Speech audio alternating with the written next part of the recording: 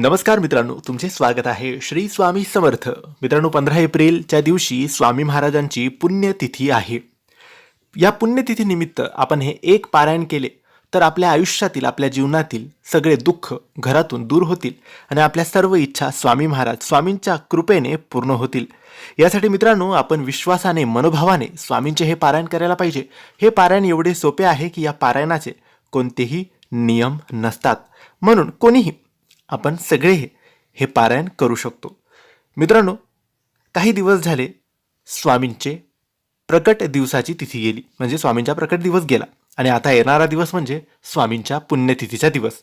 15 एप्रिलच्या दिवशी स्वामींची पुण्यतिथी आहे.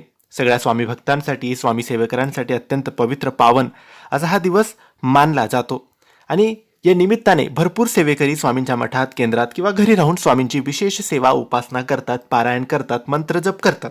आज आम्ही तुम्हाला असं एक पारायण सांगणार आहे ज्याचे कोणतेही नियम नाही, फक्त श्रद्धेने, विश्वासाने तुम्हाला हे पारायण करायचे आहे. हे पारायण आहे स्वामी चरित्र सारामृत, ज्यामध्ये सगळं वर्णन स्वामींचं आहे. स्वामींचं चरित्र, स्वामींनी हयात असताना काय काय केलं ते सगळं याच्यात दिलेलं आहे.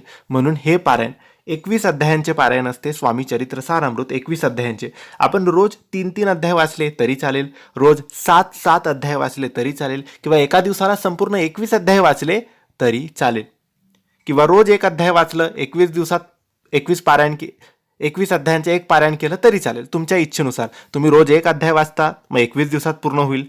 रोज 3 अध्याय वाचले तर 7 दिवसात पूर्ण होईल. रोज 7 अध्याय वाचले तर 3 दिवसात पूर्ण होईल.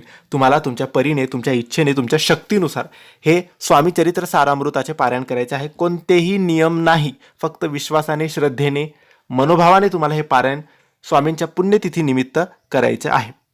ही माहिती आवडली असेल तर लाईक आणि शेअर करा. काही प्रश्न असेल तर कमेंट्सद्वारे विचारा. आमच्या चॅनलला सबस्क्राईब करायला विसरू नका. धन्यवाद. श्री स्वामी समर्थ.